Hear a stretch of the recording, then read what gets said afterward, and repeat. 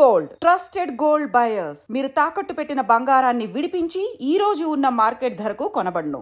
ముఖ్యమంత్రి రేవంత్ రెడ్డి గారు ఏదైతే 15వ తారీఖు నాడు తీసినటువంటి జీవోలో ముస్లిం సోదరులకు ముఖ్యంగా రంజాన్ మాసం వస్తున్న సందర్భంగా మార్చి 2 నుంచి మార్చి 30వ తారీఖు వరకు వివిధ రంగాలలో గవర్నమెంట్ పరిధిలో ఉన్నటువంటి వివిధ శాఖలలో పనిచేస్తున్నటువంటి కాంట్రాక్ట్ ఎంప్లాయీస్ కానీ, టీచర్స్ కానీ, అవుట్ సోర్సింగ్ ఎంప్లాయీస్ కానీ, రెగ్యులర్ ఎంప్లాయీస్ కానీ, అధికారులు కానీ అందరికీ కూడా ముస్లిం సోదరులందరికీ ముఖ్యంగా సాయంత్రం 4 తర్వాత వాళ్ళకి ప్రార్థనలు చేసుకునే పరిస్థితి ఉంటుంది. కాబట్టి ముఖ్యమంత్రి గారు వారందరికీ కూడా సాయంత్రం 4 తర్వాత వాళ్ళు సెలవు తీసుకునే విధంగా ఒక గవర్నమెంట్ ఆర్డర్ తీయడాన్నే మనకు అర్థమవుతుంది. ముఖ్యమంత్రి గారు ప్రజలపై పాలనపై చిత్తశుద్ధినవాడని చెప్పి గతంలో క్రిస్మస్ టైంలోనైనా, గతంలో దసరా, సంక్రాంతి లాంటి ఇంపార్టెంట్ ఉత్సవాలప్పుడైనా కూడా ముఖ్యమంత్రి గారు వీలైనంత వరకు ప్రజలను దృష్టిలో పెట్టుకుని పరిపాలించే విధంగా ముందుకు పోతున్నారు.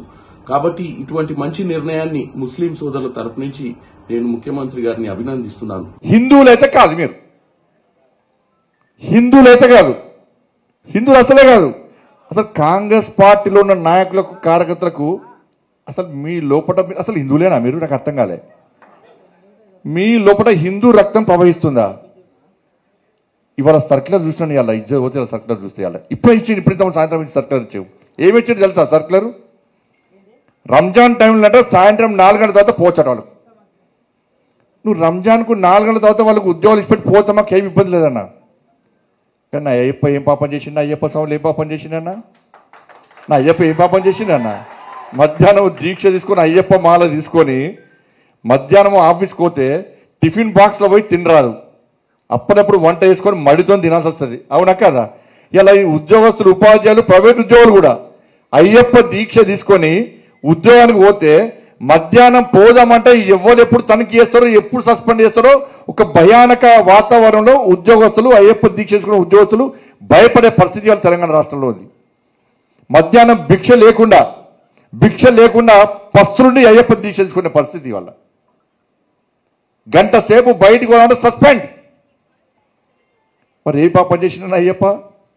ఆంజనేయ స్వామి దీక్ష చేసుకుంటే, మాల ధరిస్తే వాళ్ళకు ఎగ్జామ్షన్ ఏం లేదు. భవానీ దీక్ష చేసుకుంటే వాళ్ళకు ఏం లేదు. శివమాల ఇప్పుడు శివరాత్రి వస్తుంది, శివమాల చేస్తే వాళ్ళకి ఎగ్జామ్షన్ లేదు. మరి సర్కిల్ ఒక్కరికైనా అంటే హిందువుల పరిస్థితి తెలంగాణ రాష్ట్రంలో బిడ్డ బతికేంది వాళ్ళ హిందువుల పరిస్థితి. ఇవాళ మేము మాట్లాడితే మేము మతతత్వాలం. అరే అక్కడెక్కడో వికారాబాద్లో తబ్లికి జమాతే ఇస్లాం అని చెప్పి ప్రపంచ దేశాలు, అనేక దేశాల్లో నిషేధించే సంస్థ, ఉగ్రవాదులను పెంచి పోషించే సంస్థ వికారాబాద్ లో మీటింగ్ పెడితే ఇదే తెలంగాణ ప్రభుత్వం, ఇదే కాంగ్రెస్ పార్టీ ప్రభుత్వం 2.5 కోట్ల రూపాయలు ఇచ్చిందన్న వాళ్ళ మీటింగ్ పెట్టుకోమని చెప్పని.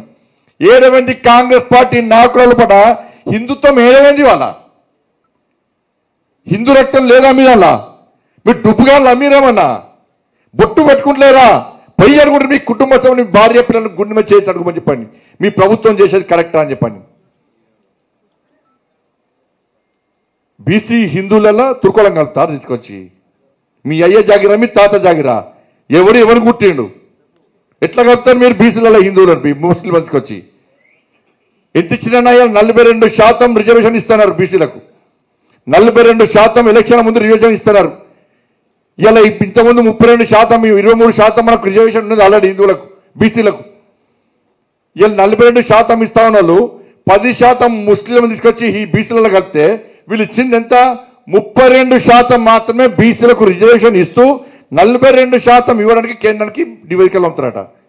నేను బరాబర్ చెప్పినా, మీరు ముస్లింలను కలిపి బిల్లు ఢిల్లీకి పంపితే అది లామినేషన్ చేసి మీకు పంపుతాం, మిల్లలో పెట్టుకోరు ఫైల్.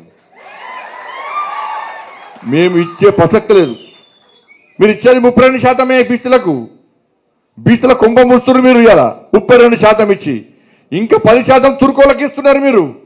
మాకు ఇస్తలేరు, బీసీలకు ఇస్తలేరు, హిందువులకు ఇస్తలేరు.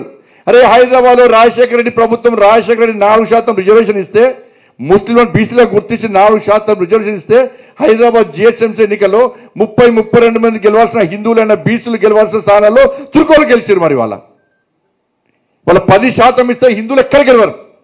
మొత్తం వాళ్ళ రాజ్యం అవుతుందన్న చెప్పాలి. ఇలా కాంగ్రెస్ పార్టీలో ఉన్న హిందువులు చెప్పాలి.